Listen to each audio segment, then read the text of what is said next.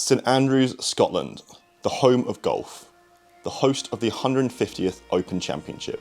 Golf has been played on the links of St Andrews for more than 600 years, with the Old Course being the staple as the home of golf. As golf grew, so did St Andrews, and now golf plays a major part in the culture and economy of the town to this day. St Andrews is a host of 7 golf courses, with the most popular being the Old Course.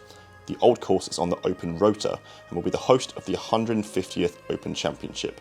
Many dream about playing the Old Course at St Andrews, few actually do. That few will now include me. Golf Magic were invited by Hugo Boss alongside 60 other influencers, journalists, athletes and celebrities to celebrate the relationship between Boss and the R&A and its 6th year as official clothing partner of the Open. Being able to play the Old Course at St Andrews is something that I never thought I'd be able to say in my life.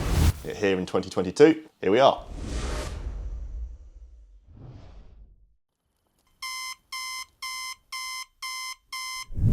Ooh.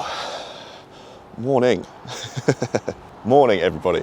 So it's about 6 AM here.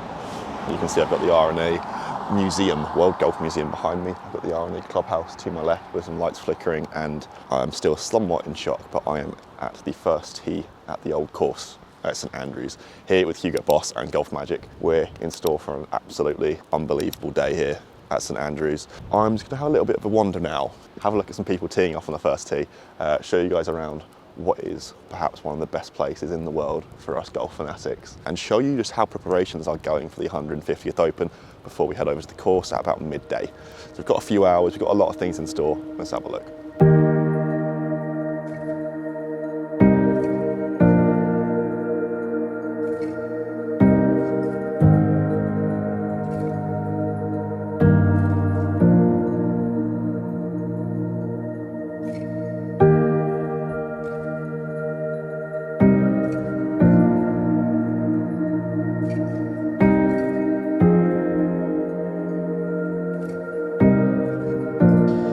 This place is so eerily quiet for the home of golf. Yes, it's about 6 AM in the morning and you can see I've got some people just teeing off behind me, but it's crazy. Everywhere I'm walking, there's a little bit of history for what is St Andrews, the home of golf, the origin of this wonderful game. And it truly is an absolute honour to be here just a few weeks before the 150th Open.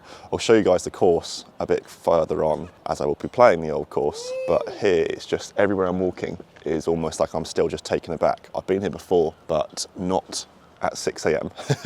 At this point in the day, it finally hit me. I'm actually playing the Old Course, a course that has seen Tiger Woods, Louis Oosthuizen, Seve Ballesteros etch their name in history. How would Alex Lodge actually get on?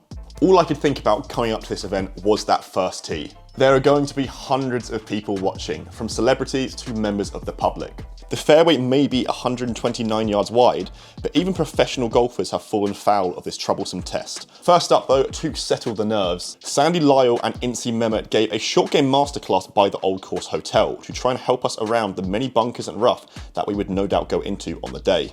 Unsurprisingly enough, Sandy Lyle was an absolute wizard with any club you put in his hand. And he taught us about a really helpful technique called the clock system to manage your yardages effectively. I'd thoroughly recommend you guys look this up if you are struggling with pitching and chipping and getting those exact yardages on point, because it really has helped me. With the short game clued in and the swing feeling acceptable, it was time to head over to the first tee. All I can say is nothing can prepare you for the feeling you get on the first tee at the Old Course. Despite seeing high-list celebrities such as Noah Beck, Catherine Newton and Ross Butler tee off, I still felt the entire world was watching me with just a 5-iron in hand for an 129-yard wide fairway.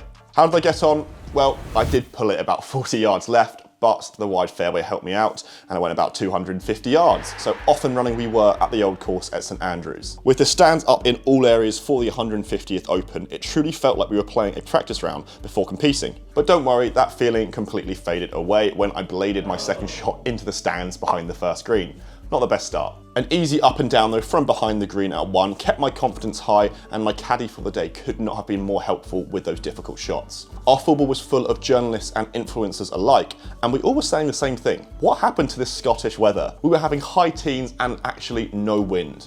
Yes, no wind. At St Andrews, if this is the weather conditions for the Open, they will eat this up. And I did feel like the course on the day was actually quite scoreable. A 400-yard drive and some good putts later, I was suddenly 2 under par through 3 holes. Instantly, you can imagine what thoughts were crossing my mind. Am I going to break the course record? Should I film every shot or will I jinx myself? Am I the best golfer of all time? You can guess what happened next. A bogey on 4 leveled me out, but I was still actually playing some really good golf. The weather stayed sunny and the views were literally unbeatable. You really had to pinch yourself whilst walking around a place that has been etched in history and will no doubt be etched in history again come July. After 9 holes at the old course, I could officially say I was still under par. 1 under par through 9 holes, and as I was playing off 8 for the day, I wasn't actually thinking about trying to get a good score, just trying to enjoy myself and really just take in all the views that you have at St Andrews. Unfortunately, going back for the last 9 holes, the wind was now in our face, so it did make it a little bit harder. A costly double and a silly bogey left me going to the 17th tee, the road hole, at 2 over par. The 17th hole, a par 4 with one of the scariest tee shots in golf. The Old Course Hotel lines the right side of the fairway, and you need a lot of precision to hit the fairway on the tee shot. Yeah.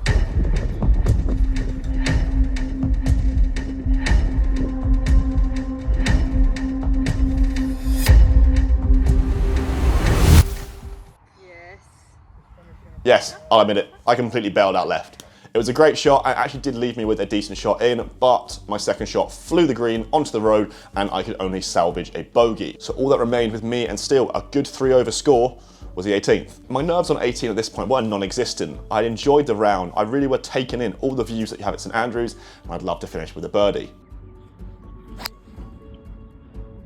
A good tee shot, despite the finish, left me with 50 yards in. With people watching, I stuck it to 10 foot as you could see there, but I could not make the final putt, which was slightly disappointing, but I will never be disappointed with a 75, a 3 over score at the Old Course at St Andrews. To finish the Old Course at golden hour with bagpipes echoing across the green, it truly was a once-in-a-lifetime experience. To then finish off in the Rusacks Hotel with even more bagpipes by the Red Hot Chili Pipers, yep, a little bit loud, was a spectacular end to the day. Guys, I hope you have enjoyed this video just showcasing the Old Course at St Andrews leading up to the 150th Open Championship. I cannot thank Hugo Boss enough for inviting us up there for the day to check out St Andrews, to play the Old Course, and I really do encourage you guys to check out the new Boss Open capsule, which marks the 150th Open. Styles put an elevated spin on golf performance and features a 150 motif in celebration of the championship's historic anniversary. This capsule will be available online and in selected stores from June the 1st. I hope you guys have enjoyed this video today, and if you have, please leave a like down below. It really helps us, and if you are new to Golf Magic, smash that subscribe button too. There's plenty more course vlogs coming in the next few months, so stay tuned for those. I'll see you guys at the next video.